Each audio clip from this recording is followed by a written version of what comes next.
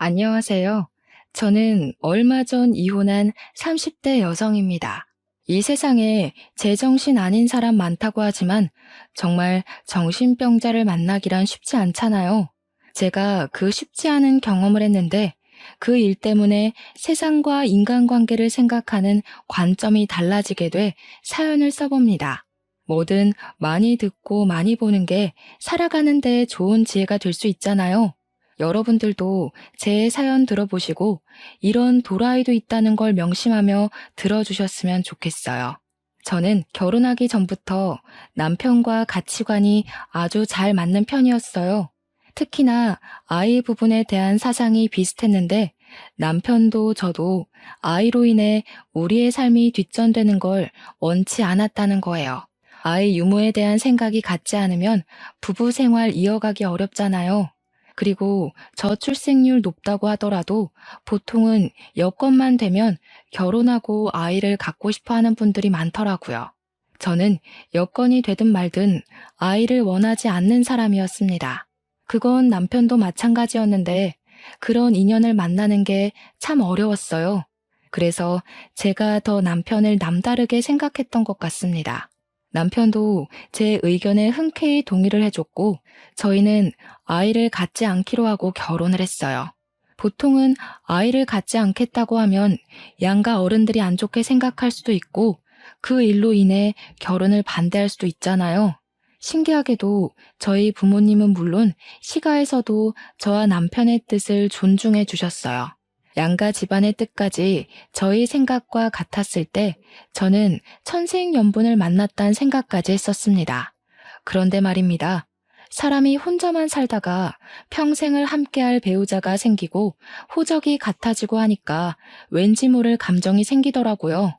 그건 바로 아이 부분이었습니다. 이건 결혼을 해봐야만 느껴지는 그런 감정인 것 같았어요. 그러니까 남편이랑 제가 살다 보니 아이를 갖고 싶어졌다고 변심을 하게 된 거죠. 그렇게 마음을 바꾼 것 또한 누구 한 명만 그랬던 게 아니라 남편과 제가 서로 느꼈던 부분이었어요. 저희가 어떻게 마음을 바꿔먹었냐면 연애할 때와는 다른 환경 속에서 이런저런 대화를 많이 해보니까 우리가 서로 육아에 대한 가치관 또한 비슷하다는 걸 알게 되었거든요. 과거에 아이를 가질 생각은 없었으나 만약 아이가 있다면 나는 이렇게 해나갔을 것이다 라는 그런 생각들이 남편이랑 잘 통했어요. 그 덕에 뭔가 이런 남편이라면 아이를 가져도 될 것 같은 믿음이 생겼고 저랑 남편은 서로 아이를 갖자고 생각을 바꾼 겁니다. 막상 다짐을 하니 기대는 더욱 커졌어요. 우리 둘만으로도 행복한데 우리가 그리는 미래에 우리를 닮은 새 가족이 생긴다고 하니까 그거 참 기분 이상하더라고요. 그러나 그 기대에는 바로 찬물이 뿌려지고 마는데요. 저희는 병원에서 실망적인 결과를 듣게 되었어요. 의사가 말하길 남편이 불임에 가까운 난임이라고 하는 겁니다. 저도 저지만 진심으로 아이를 생각했었던 남편이 좀 많이 실망한 기색을 드러냈어요. 그래도 원래 우리가 결혼 전부터 아이를 계획했던 건 아니라서 저는 남편한테 괜찮다고 위로를 해줬습니다. 아쉬운 건 아쉬운 거고 안 되는 건 안 되는 거잖아요. 식구들은 당연히 우리 사이에 아이를 원하고 있었는데 저희가 아이 낳겠다고 생각을 바꿨을 때 양가에서 저희보다 더 좋아해 주셨거든요. 검사를 하고 난 후에는 차마 양가 집안에 알리지 못하고 있었는데 한날 시부모가 검사받은 걸 기대하면서 우리더러 아이 얘기를 한 적이 있었어요. 그런데 남편이 생각보다 상심이 컸는지 시부모가 찍소리도 못하게 설명해서 입을 막더라고요. 나 불임이야. 아기 못 가지니까 기대는 안 했으면 좋겠어. 원래부터 아기 생각은 없었는데 막상 아예 못 가진다고 하니까 기분이 좀 이상하더라. 웬만하면 내 앞에선 아이 얘기하지 말아주라. 남편의 솔직한 고백에 그때 분위기는 정말 그 자체였습니다. 그날은 시부모님이 너무 당황해서 더 이상 별 말을 못했어요. 자기 자식이 불임이라는데 말 함부로 할 부모가 어디 있겠습니까? 그날은 시부모님이 제 눈치까지 보면서 조금 면목 없는 기색을 드러내기도 했어요. 저는 정말 괜찮았거든요. 아이가 갖고 싶은 마음이 생겼을 뿐이지 없다고 죽고 싶거나 인생 무너질 것 같이 처참하진 않았어요. 그래서 그날 시부모님이 확실하게 저희 사정을 알았을 거라고 생각했어요. 그런데 다른 날에 갑자기 연락 와서는 우리더러 시험관 시술을 해보지 않겠냐고 추천하더라고요. 음, 시험관이야 도전해 볼 수는 있겠죠. 그런데 그 부분에서 저와 남편 생각은 또 같았어요. 저희는 아이 얻고자 고된 고생까지 하면서 절망하고 애쓸 생각은 없었습니다. 그렇기 때문에 둘 다 시험관 생각은 전혀 안 했어요. 시모가 반복해서 물어봐도 저는 이미 남편과 뜻을 맞췄기에 시험관 안 하겠다고 확실하게 의사표시를 했습니다. 근데 시모는 노력하지도 않으려는 제 태도가 마음에 안 드는지 좀 기분 안 좋은 소리를 하시더라고요. 그래도 네가 큰 며느리 아니냐. 밑에 작은 애 집에서 먼저 애 생기면 눈치 안 보일 것 같아? 너도 너지만 너 때문에 우리 집 장남 이미지까지 망칠 수는 없잖니. 망치다니요? 제가요? 그렇게 말씀하시면 제 입장에서 서운하죠. 남편이 불임이라서 임신 못하는 건데 왜 제 탓을 하세요? 네가 시험관 안 하겠다고 해서 우리 아들도 따라서 안 하는 거 아니야. 어쨌든 둘이 다시 얘기해서 시험관 해보도록 해라. 사람이 살아가는데 순리가 있는 법인데 무슨 말도 안 되는 고집을 부린대? 시모가 생각보다 고집스럽게 나와서 솔직히 아주 황당했습니다. 저희가 결혼하기 전에 양가 어른들에게 아기 갖지 않겠다고 말씀드렸거든요. 그때는 시모도 쿨하게 허락을 하셨어요. 근데 갑자기 이렇게 고집을 부리는 것이 조금 이해가 안 가서 당황했습니다. 심지어 그날뿐만이 아니었어요. 시모는 이런 식으로 저만 가지고 자꾸 시비를 걸었습니다. 어이가 없어서 한 번은 남편한테 얘기를 해줬는데 남편은 그저 시모가 하는 말 전부 다 쓸데없는 말이니까 무시하라는 대답뿐이었어요. 그래야 하나? 싶어서 저도 그냥 시모 말을 한 귀로 듣고 한 귀로 흘리는 걸로 스트레스를 해소했죠. 그런데 제가 그저 쉬쉬하며 넘기니까 이 상황이 점점 우스워지더라고요. 제게만 임신을 종용하는 시모가 갈수록 이해하기 어려운 짓을 했는데 그게 뭐냐면 시가 친척들 앞에서만 저에 대한 태도가 달라진다는 겁니다. 시댁에는 친척들이 좀 많아요.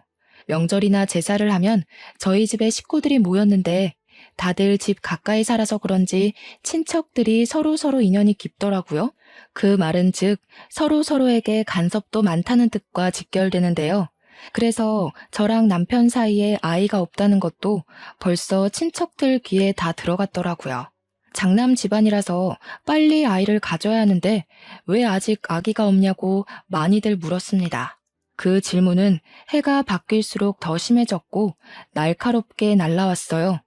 저는 초반에 친척들이 그런 식으로 물을 때면 남편의 흉을 보고 싶지 않아서 굳이 남편이 불임이라는 건 들추지 않았어요. 그냥 아직 아이 생각이 없다는 식으로 돌려서 말했습니다. 그런데 그때마다 시모가 나서서 보이는 반응이 있었는데요. 며느리 힘들 것 같아서 내가 손주는 굳이 없어도 된다고 했어. 요즘 세상에 부부끼리 잘 살면 그걸로 되는 거지 뭘 굳이 애가 있어야 돼. 시모가 친척들 앞에서 제 생각을 끔찍하게 해주고 있는 것처럼 말을 하는 게 문제였어요. 물론 다른 사람 앞에서 저를 챙기는 척하는 것이 고나리질 하는 것보다 낫다고 생각하는 사람들도 있겠죠. 그런데 고나리질은 고나리질대로 당하고 남들 앞에 설 때만 이렇게 가식적인 친절을 보인다면 생각이 달라지실 겁니다.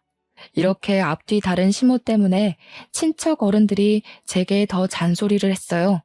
세상에 너희 시모 같은 사람 없다는 둥, 아무리 손주 욕심 없다고 해도 손주 보고 싶은 게 시모 마음인데 그걸 몰라준다는 둥, 왜 효도를 너네들이 받고 있냐는 둥 말입니다. 저보고 시모 생각해서 손주 가지려고 노력이라도 해보라고 얼마나 독언을 날리는지 몰라요. 기가 찼지만 오랜만에 뭉친 식구들 분위기를 망칠 수 없어서 어찌어찌 넘겨왔습니다. 이렇게 시가 사람들한테 기분이 상하면 제가 누구한테 속풀이를 하겠습니까? 당연히 남편한테 하겠죠. 그래서 늘 명절이나 시가에 큰 행사가 있고 난 후면 저도 모르게 남편한테 툴툴 털어놓게 됐어요. 그럴 때마다 남편이 사과를 해주기는 합니다. 근데 결국 그 사과도 저를 설득해서 시모를 이해해달라는 의미뿐이에요. 원래 부모가 자식 생각하는 마음이 다 그런 거 아니겠어? 손주 못 낳아주는 거 미안하긴 하니까 그냥 우리 엄마 하고 싶은 대로 두자. 내가 당신한테 더 잘할게. 친척들 다 모이는 날 아니면 어르신들한테 잔소리 들을 일 없잖아. 그럴 때만 당신이 그냥 효도한다 생각하고 좀 참아줘. 그럼 욕먹는 건 나야. 어르신들이 갈수록 나만 버릇없는 며느리를 볼 거 아니야. 지금 어머님이 나 닥달해서 시험관 시키려고 머리 굴리는 거 모르겠어? 짜증나 죽겠네. 잘못은 내가 한 게 아닌데 왜 내가 욕바지 역할을 해야 돼? 말을 꼭 그렇게 해야겠어? 당신 말은 지금 내 잘못이니까 내가 욕바지 해야 된다는 거야? 그럼 당신은 고자 남편 있다고 동네방네 소문나도 상관없어? 당신만 살고 나는 망신당해도 상관없냐고. 내 말은 우습고 당신 하는 말은 안 이상해? 당신이야말로 당신 욕먹을 바엔 내가 욕먹는 게 낫다고 생각하는 거잖아. 나더러 평생 불효자라 욕먹으면서 살라는 거 아니냐고. 좀 그러면 어때서? 나도 친정 가서 욕먹을 거 먹을게. 여긴 우리 식구 집안이잖아. 고자보단 불효자가 낫구만. 그걸 이해 못 해주냐? 결국 남편의 사과는 제가 처음 불만을 트기 시작했을 때 한 번뿐이지 그 뒤의 얘기는 전부 이런 식의 대화였습니다. 기가 찬 소리 하는 건 남편도 마찬가지였으니 저는 속풀이라는 의미로 남편과 다투는 날이 점차 늘어갔어요. 남편이 아이 욕심이 병적으로 강하지는 않았지만 아마 자기도 고자 소리는 창피한 듯 보였습니다. 은근슬쩍 제 입을 막으려고 했고 시간이 갈수록 시모 편을 드는 건 점점 더 도드라진 모습이었어요. 그 와중에 시모는 계속해서 시험관을 조르고 있는 상황이었는데요. 문득 그런 생각이 들더라고요. 임신은 나만의 문제가 아닌데 왜 자꾸 나만 임신으로 인해 스트레스에 시달려야 되는 건지, 쓰레기가 되어야 하는 건지 억울하더라고요. 그래서 한날은 시모가 집에 들러서 남편이 좋아한다는 파김치 좀 가져가라 부른 적이 있었는데 그날 또 시험관 얘기를 하길래 시모한테 직접 말했습니다. 언제는 저희 부부끼리만 잘 살면 된다면서요. 손주 필요 없다면서요. 저희가 결혼하기 전에 다 말씀드렸는데 갑자기 이렇게 집착하시는 이유가 뭐예요? 저랑 남편이 변심하지 않았으면 원래 없었을 손주예요. 처음엔 애 없이 둘만 살고 싶다고 시작하는 부부가 어디 한둘인 줄 알아? 그 사람들도 나중에는 다 생각 바뀌어서 애 갖는다. 너희들도 그럴 거라 생각해서 허락해 준 거지. 그건 어머님이 멋대로 판단하고 결론 내리신 거네요. 다시 말씀드릴게요. 아이 갖고 싶다고 중간에 마음 바꾼 건 맞지만 시험관까지 하면서 갖고 싶은 생각은 없어요. 남편도 그 일 때문에 스트레스 많이 받고 있으니까 그만 좀 하세요. 어머님이 자꾸 제 문제인 것처럼 소문내서 저도 힘들다고요. 내 아들이 진짜 애 안 갖고 싶어서 그러는 줄 아니? 네가 좀 남편 위해서 희생해주면 되는 거를 무슨 고집이 이렇게 세? 그 사람들이 얼마나 말 많은 사람들인데 내가 정신 나갔다고 우리 아들 문제 있다고 떠벌리겠어?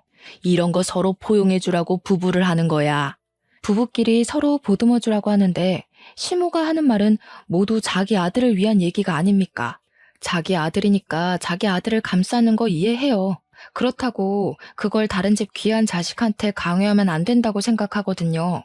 그럼 저는요? 어머님이 이상하게 돌려 말씀하셔서 어르신들이 저만 욕하잖아요. 어머님이 말씀하시는 것에서 제가 득보는 건 뭔데요? 전부 다 어머님 좋은 일, 남편 좋은 일만 늘어놓고 계시는 거 스스로 안 느껴지세요? 그렇게 억울하면 시험관 하라니까.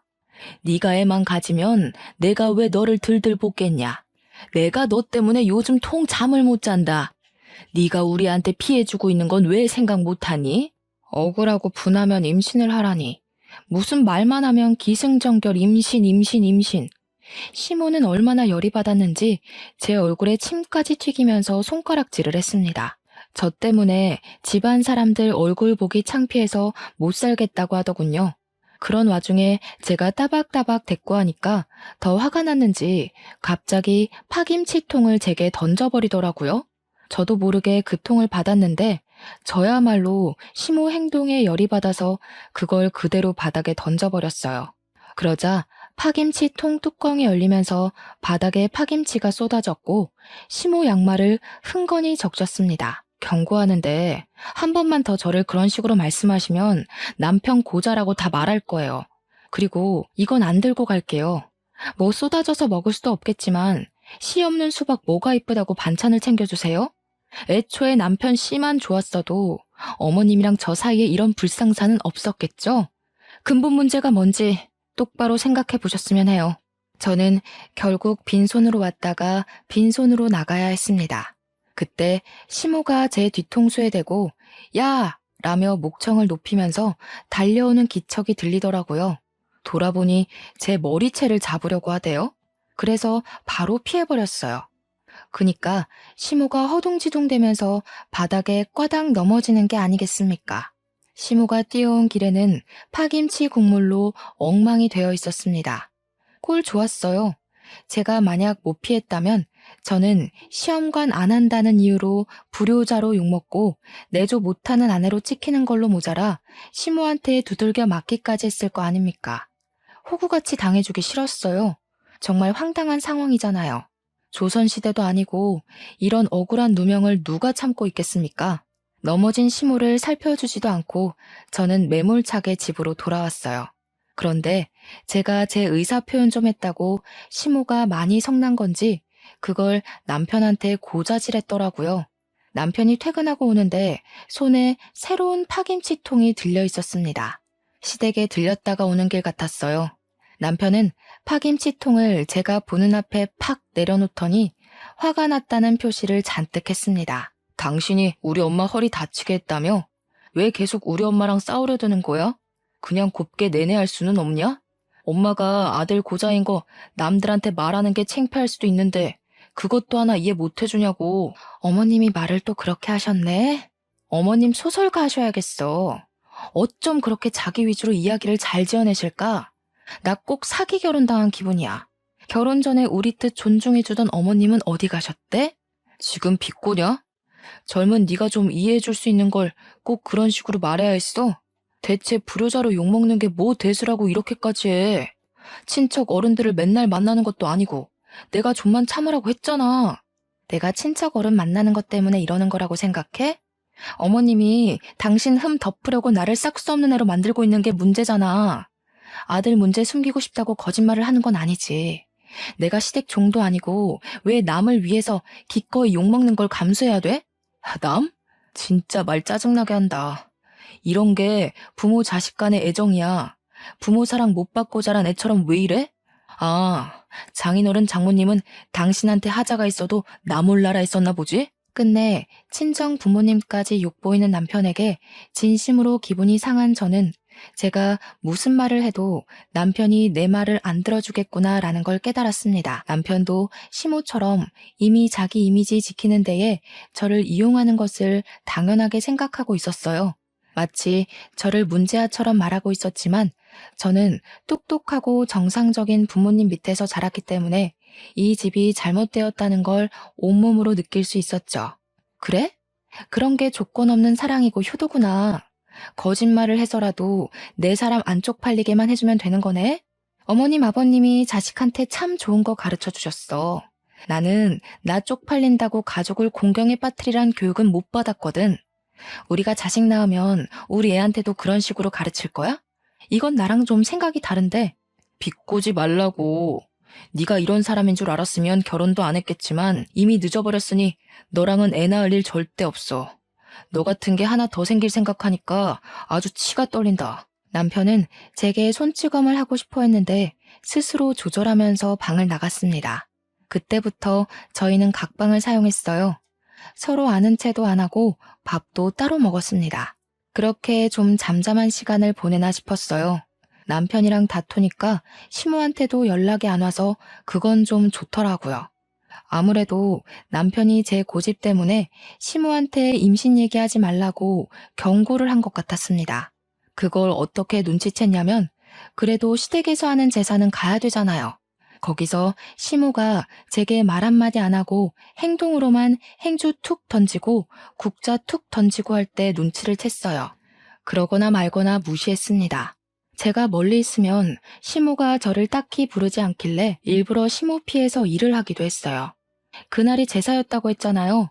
그래서 시댁이 큰 집이었던지라 역시나 친척 어른들까지 오는 날이었는데요. 친척 어른들은 지난번에 봤을 때보다 더 제게 냉랭한 태도를 보였습니다. 아예 제 인사도 안 받아주는 것 같은 느낌을 받았어요. 처음엔 기분 탓이겠거니 했는데 제가 직접적으로 누구를 지정해서 말을 붙여보아도 대놓고 모른 채를 하시더라고요. 사람 무안할 만큼이요. 마치 몰래카메라를 당하는 기분이었는데 얼마나 기가 찼는지 모릅니다. 그때부터 저도 딱히 애쓰지 않았어요.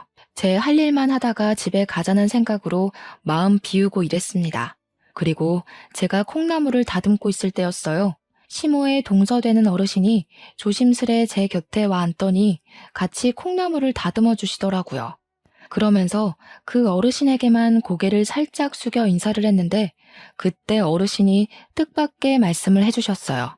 내가 잘 아는 난임센터 하나 소개해 줄 테니까 시어머니 그만 속상하게 하고 가서 검사라도 받아봐. 불임이라는 거 다 들었어.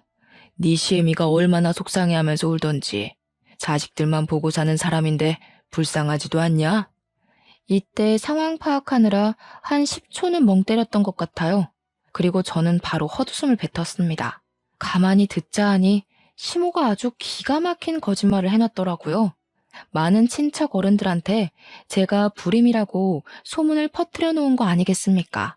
와, 그래서 다들 저를 보고 혀를 끌끌 차고 인사도 안 받아줬구나. 이해가 되더라고요. 이거 진짜 이렇게 넘어갔다간 정말로 호구될 것 같대요. 앞으로 살 날이 얼만데 제 결혼 생활 또한 더 피곤해질 것 같았고요. 저는 그래도 저한테 시모인 사람이니까 최소한의 예의는 지켜야 할 것 같아서 남편이 고자라고 소문은 안 냈어요. 그런데 시모가 먼저 선수를 치고 저를 바보 만들어 놓은 거 아니겠어요? 참을 수가 없었습니다. 이건 제가 며느리라는 이유만으로 참아줄 수 있는 수위를 넘긴 것 같다는 생각이 들었어요. 저는 바로 콩나물을 팩 던지고 얘기를 했습니다. 와, 소문 무섭네요. 불임은 제가 아니라 남편이거든요? 어머님이 또 거짓말을 하셨어요? 남편이 씨 없는 수박이라고요.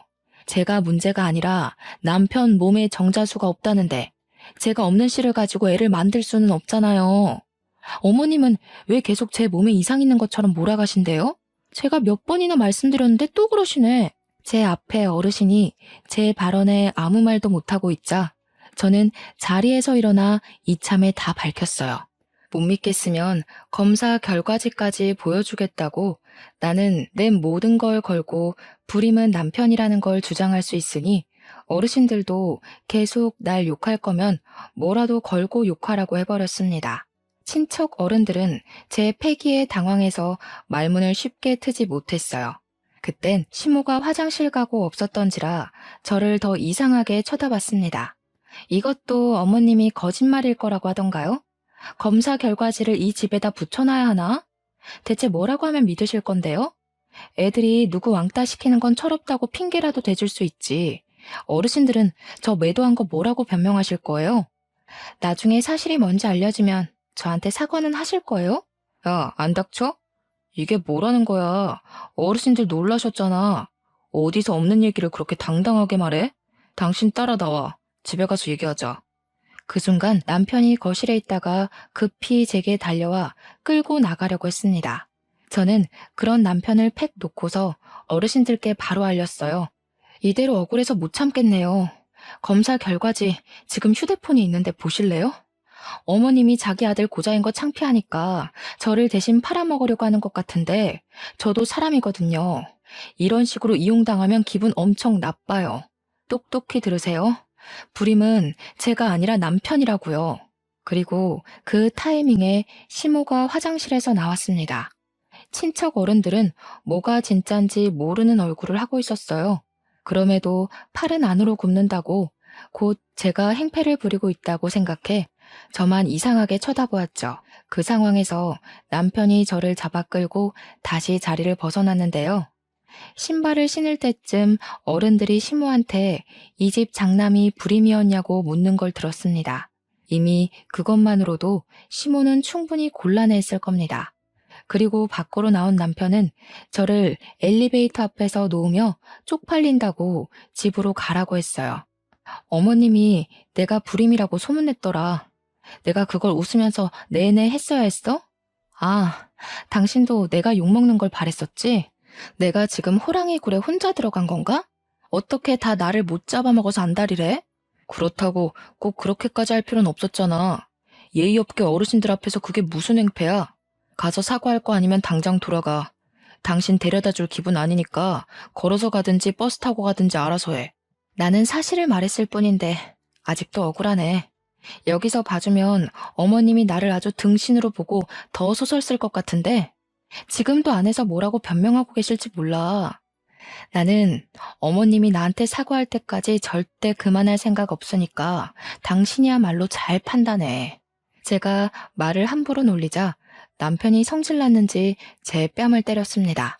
안 그래도 친척들 앞에서 고자라 까발려져 화가 났는데 제가 사과는커녕 바락바락 대드니까 참을 수 없었나 봅니다.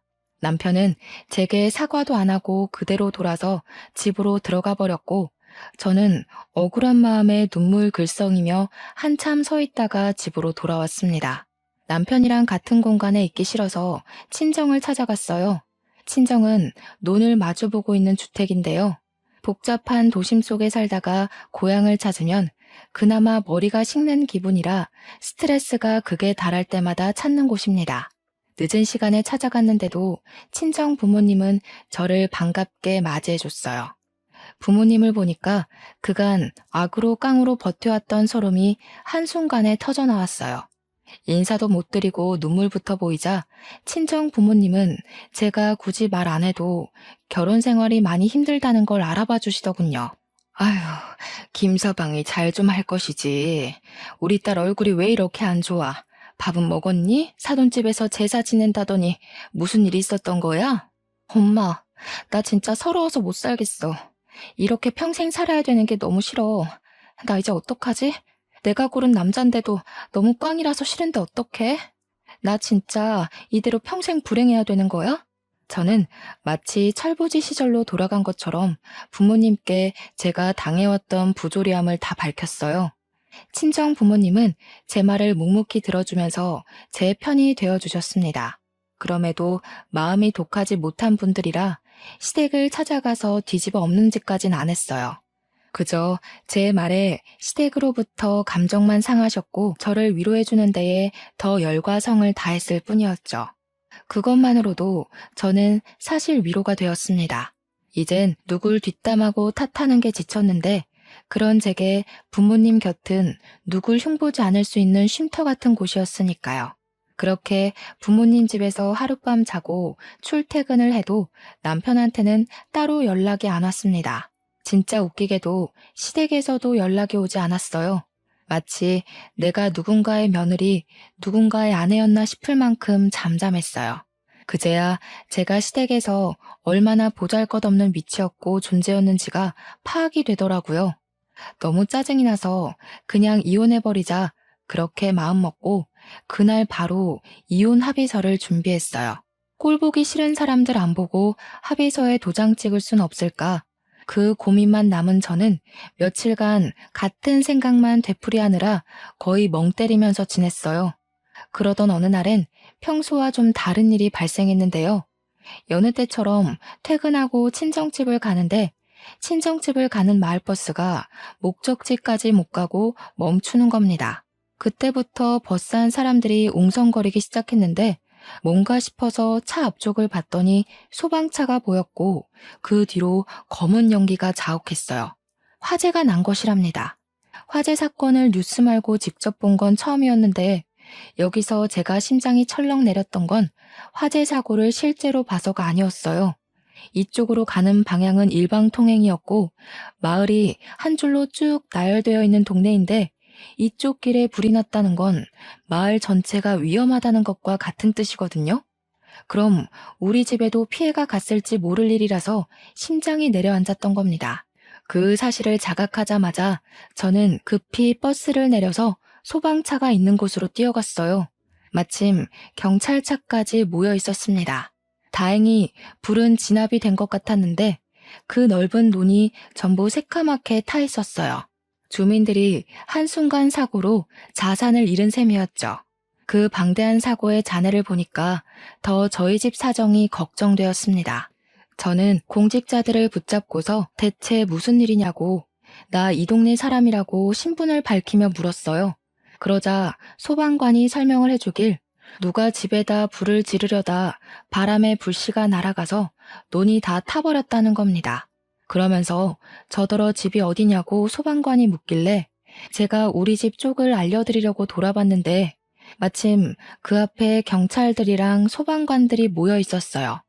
그 부분이 가장 분주한 걸 보니까 우리 집에서 어떤 큰 피해가 있는 것 같았습니다. 너무 놀라서 다리에 힘이 풀렸어요. 공직자들이 잡아주지 않았다면 쓰러졌을 겁니다. 저는 차마 감사 인사도 못하고 서둘러 우리 집 앞으로 뛰어갔어요. 그 순간 저는 생각지도 못한 것에 놀라서 걸음을 멈췄습니다. 우리 집 대문이 새카맣게 탄 건 문제도 아니었어요. 우리 부모님 앞에서 시모가 양쪽에 경찰을 끼고 서 있더라고요. 손에는 수갑을 차고 있었습니다. 그걸 보자마자 이 사태가 누구 때문에 일어난 건지 한순간에 알 것 같았어요. 저는 시모를 무시하고서 부모님께 대체 이게 무슨 일이냐고 물었습니다. 무척 성이 나 있던 부모님은 아빠나 엄마나 할 것 없이 서로 흥분해서 시모를 삿대질하기 시작했는데요. 두 분 하는 말이 시모가 우리 집에 불을 지르려다가 논을 다 태워버렸다고 노발대발하는 겁니다. 와, 세상에 무슨 이런 정신 나간 년이 다 있니? 내가 하루 이틀 살아본 거 아닌데도 이렇게나 제정신 아닌 년은 처음 본다. 어떻게 자기 분에 못 이겨서 불을 지를 수가 있어? 너한테도 이 정도로 정신 나간 짓 했던 거야? 이 사람 이거 사람 아니구먼. 당장 깜빵 쳐놓고 다시는 못 나오게 해줘요. 이런 사람들은 밖을 나돌아다니면 안 돼.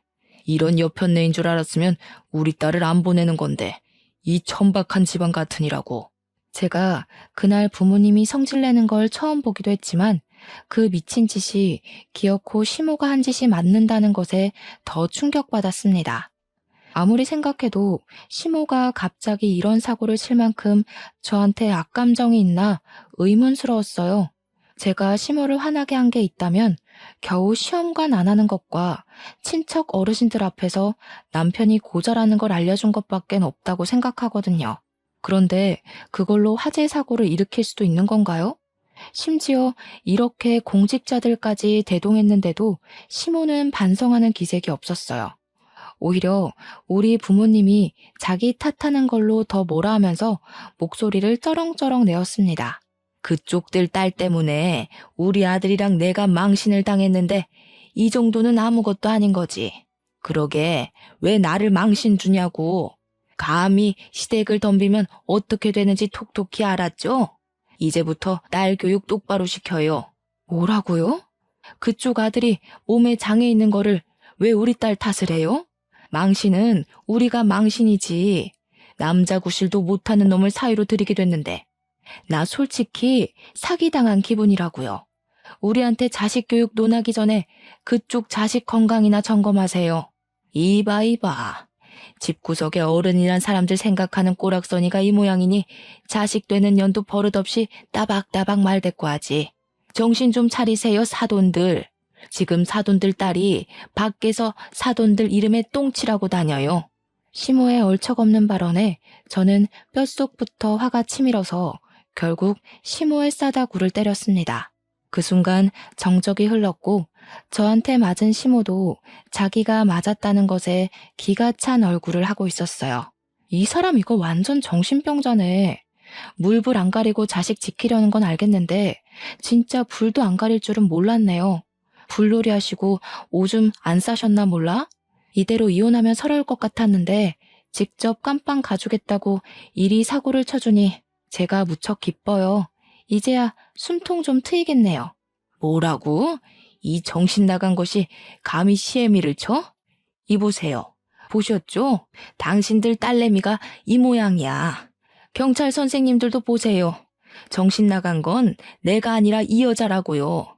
날 잡을 게 아니라 전현을 잡아야지. 저는 이 사람 때문에 우리 부모님이 하마터면 큰 변을 당했을 뻔했다는 생각에 소름이 돋아서 반대편 뺨을 한 대 더 쳐줬습니다. 시모는 난생 처음 사람한테 맞아봤는지 얼떨떨해 하면서도 기분 나쁜 표정으로 저를 노려봤어요. 눈물까지 찔끔 나 있는 걸 보니 아팠나 봅니다. 사람 목숨 가지고 장난쳐놓고 고작 뺨 쳐맞는 게 억울하세요? 사람 억울하게 만드는 거 전문이신 분이 뺨 좀 맞았다고 억울해하니까 웃기네요. 그래도 아들 고자 얘기는 좀 묻히겠어요. 전과자 타이틀이 너무 세서 말이죠. 말 많은 집안에서 전과자 얘기가 얼마나 맛있는 소재일까? 우리 집 사람들이 고작 형편없는 년 말에 넘어갈 것 같아? 내가 억울해진 거 누구보다 우리 식구들이 더 잘 알아. 나 이대로 안 넘어간다. 우리 식구들이 너 가만 안 둘 테니까 각오하고 있어. 아줌마 식구들이 과연 아줌마 말을 믿을까요? 제가 볼 땐 여기 수십 명의 피해자들과 공직자들 말을 믿을 것 같은데요. 혼자 정신 나가서 불지른 건 사실이잖아요. 쓸데없는 고집 그만 부리시고 이제 그만 가보세요. 아줌마 때문에 바쁜 사람들 다 집에도 못 가고 있는 거 안 보이세요? 제 부탁으로 경찰들과 소방관들은 시모를 끌고 자리를 이동했습니다. 그 와중에 시모는 계속 저와 저희 부모님께 욕을 서슴지 않았어요. 그때 남편이 사람들을 뚫고 나타났습니다. 아마 시모가 사고를 치고 난 후 남편한테 미리 연락했던 모양이에요. 남편은 이미 상황을 다 알고 있었고 바로 제 앞에서 무릎 꿇고 앉더니 살려달라고 빌었습니다. 여보, 내가 미안해. 엄마가 일부러 이런 짓 벌인 거 아니야. 이거 다 실수야. 친척 어른들이 내가 불임인 거 다 알아서 엄마가 홧김에 그런 거야. 너도 이 상황이 고의일 수 없다는 거 알잖아. 제정신이 아니고서야 어떻게 불을 지르겠어. 너는 몰랐겠지. 나는 네 엄마 제정신 아닌 거 알고 있었어. 내가 몇 번이나 너한테 언지를 줬는데도 너는 너네 엄마 감싸두느라 바빴잖아. 실수든 고의든 지금 상황에서 그런 건 소용없어. 네 엄마가 정신 나가서 이 동네 사람들 자산 날려먹은 걸 탓해. 너희 집안은 멍청한 네 엄마 때문에 망하는 거야. 솔직히 불을 지른 것까지는 저도 놀란 부분이었습니다. 당연히 화재 사고가 아니더라도 용서해줄 마음은 없었지만 이젠 아예 용서 자체가 불가능해져 버렸어요. 피해자가 저 하나에서 여러 명이 되어버렸는데 제 손으로 해결할 수 있는 범위를 넘어선 거잖아요. 이건 어떻게 합의를 볼 수 없을 만큼 너무 큰일이었던지라 남편이 싹싹 빌어도 제가 어떻게 해줄 수 있는 문제가 아니었습니다. 그 와중에 친정 부모님은 여전히 화가 머리끝까지 나 있었어요. 평생 남에게 욕이라곤 안 해본 순한 분들인데 시모 집안 때문에 처음으로 분노의 감정을 표출해 보셨을 겁니다. 그리고 특히 엄마는 남편한테도 많이 화가 나 있었어요. 소금을 한 뭉텅이 갖고 나오더니 제 앞에 무릎 꿇고 있는 남편 면전에 소금을 팍팍 뿌렸습니다. 어디서 이런 재수없는 것이 우리 딸한테 붙어서는. 얼른 정신 나간 너네 엄마 데리고 썩 꺼져라. 저 아줌마 아무래도 진짜 정신병 있는 게 분명하니까 병원에 쳐넣든지 감옥에 쳐넣든지 다시는 세상 밖에 못 나오게 가두라고. 남편은 엄마한테서 도망치듯 자리를 벗어났습니다. 나중에 들려온 소식인데 남편이 시모를 데리고 진짜로 정신병원을 갔다고 하더라고요. 거기서 아주 충격적인 진단 결과가 나왔는데요. 시모한테서 분노조절 장애에 소시오패스 기질이 있다는 진단이 나온 거 아니겠습니까? 좀 충격이었어요. 남의 돈에 좋아 보이려고 이미지 관리를 엄청 한다는 건 알았지만 그게 강박증이었을 만큼 정신병을 갖고 있는지는 몰랐거든요. 사실 처음엔 감형받으려고 수쓰는 건가 했어요. 근데 지난날의 시모 모습을 곰곰이 생각해 보니 정신병이 아니고서야 설명할 수 있는 말이 없긴 하네요. 그건 그거고 우리 친정집이랑 동네 사람들의 다 타버린 돈은 제대로 배상해야 되잖아요. 저는 당연히 남편에게 이혼 소송을 했고 시모는 방화죄와 우리 집 기물 손괴죄로 기소가 되었는데 감옥시설에 소속된 정신과 전문의에게 치료를 받게 되었다고 해요. 그리고 그 집안은 저희 동네 논에 대한 보상 때문에 완전 빚더미 앉았다고 합니다. 그 논 땅덩어리가 굉장히 크거든요. 아마 파산난 전 남편의 집안을 살리려면 시가 친척들의 도움까지도 필요할 거예요. 시모가 그렇게 잘 보이고 싶어 했던 시가 친척들이 과연 쫄딱 망한 집안을 도와줄지가 의문이네요. 그쪽 집안이 상상 이상으로 망해버린 건 저한텐 좋은 일이었지만 한편으로는 그놈들 때문에 괜히 우리 동네 사람들까지 피해보게 만든 것 같아서 마음이 안 좋았습니다. 시골 구석이다 보니까 다들 안면 트고 지냈거든요. 그날이 있고 3개월이 지난 지금까지도 저희 부모님은 동네 사람들에게 사과를 하고 다녀요. 사실 동네 사람들은 다 마음이 좋으셔서 저희 부모님 탓을 따로 하진 않으십니다. 가끔 동네 사람들의 자녀분들이 오시면 저희 집을 내쫓아야 될 이웃으로 취급하긴 했어요. 특히 명절 때 이 동네에 사람이 많아지면 소문과 눈초리도 같이 무성해졌어요. 저희 부모님이 일부러 바깥을 더 안 나가시는 걸 알게 됐을 땐 제가 결혼을 한 것에 대해서 죽을 듯이 후회를 합니다. 저는 왜 하필 결혼을 해도 그런 집사람들이랑 엮여서 우리 부모님한테 피해를 줬을까요? 이쯤에야 문득 전 남편이 주야장천 말했던 불효자란 말이 맞는다는 생각도 들더군요. 다른 건 몰라도 우리 부모님 노후가 편안해질 때까지는 제가 계속 친정에서 지낼 것 같아요. 제가 문제의 원인인데 저만 이 동네에서 쏙 빠질 수가 있나요? 제가 몰고 온 똥 제가 치워야죠. 비록 해피엔딩인 사연은 아니지만 그래도 열심히 살고 있고 이웃들에게 용서받고자 애쓰고 있으니 청취자분들도 저희 가족에게 응원 한마디씩 해주시면 좋겠습니다. 늘 행복하시길 바라면서 긴 글 마무리할게요. 들어주셔서 감사합니다.